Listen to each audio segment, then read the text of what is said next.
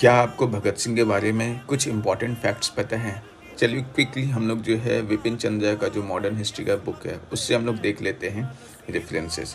सबसे पहला तो ये, भगत सिंह जब जेल में होते हैं तो भगत सिंह और भगत सिंह का जो पूरा टीम होता है HSRA का, वो जो है हंगर स्ट्राइक करता है। लगभग 63 डेज़ का जो है ये हंगर स्ट्राइक होता है, जिसमें फाइनलिस्ट जतिन दास जो हैं उनका 63rd डे पे जो है वो मतलब डेथ हो जाता है। ये हंगर स्ट्राइक फिर आगे और भी कंटिन्यू होता है। फिर दूसरा अगर फैक्ट्स अपन यहाँ पे देख लें तो यहाँ पे ये देख लो, भगत सिंह जो हैं जब सोशलिज्म का बात करते हैं तो उसमें कहते हैं कि पीजेंट्स जो हैं, जो किसान हैं, उनको केवल मतलब खुद लिबरेट नहीं होना है, फॉरेनर्स से केवल लिबरेट नहीं होना है, बल्कि उनको लैंडलॉर्ड्स और जो कैपिटलिस्ट क्लास है, जो पूंजीवादी लोग हैं, उनसे भी लिबरेट होना है। क्लियर है? फिर यहाँ पे देखो, यहाँ पे एक और चीज़ जो है, जो ब्रिटिशर्स जो थे उस टाइम भगत सिंह वगैरह को, या जो भी HSRA या जो रिवॉल्यूशनरीज ग्रुप था, उनको टेररिस्ट बोलते थे।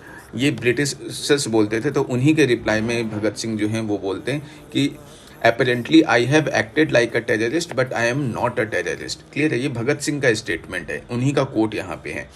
उन्हीं को कोट को मैं बता रहा हूँ। यहाँ पे टेररिस्ट कहने का मतलब है जो भी उन लोग जो है मतलब जो रिवॉल्यूशनरीज एक्टिविटीज़ कहते थे उस चीज़ का बात हो रहा है, और उसी को लेकर के फाइनली भगत सिंह यहाँ पे कोट करते हैं, and I am convinced that we can not gain anything through those matters. मतलब वो जो रिवॉल्यूशनरीज मेथड है, जो वायलेंस है, उससे हम लोग कुछ भी गेन नहीं कर सकते। वो यहाँ पे साफ साफ बोलते हैं कि इनिशियली जो है वो इस चीज़ को, इनिशियली जो है वो acted like a terrorist, but बाद में जो है वो सारा ये प्रैक्टिसेस जो है जब जेल में जाते तो इन सब को छोड़ देते हैं, और ये बिलीव करते हैं कि उन रिवॉल्यूशनरीज एक्टिविटीज़ से कुछ भी नहीं होगा। तभी तो वो हंगर स्ट्राइक करते हैं जेल में जा करके।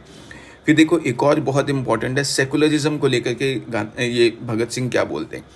भगत सिंह का कहना था कि कम्युनलिज्म, ये जो धर्म को लेकर के जो दंगा भड़काने वाले जो लोग होते हैं, उनका कहना था कि जो कम्युनलिज्म है वो एज बिग एनिमी है जैसा कि कॉलोनिज्म है। मतलब जितने बड़े दुश्मन ब्रिटिशर्स थे, उतने ही बड़े दुश्मन वो लोग हैं जो कम्युनल हैं, मतलब जो धर्म को लेकर के दंगा फहराते, और उस चीज़ को वो पूरा ही अपोज करते हैं।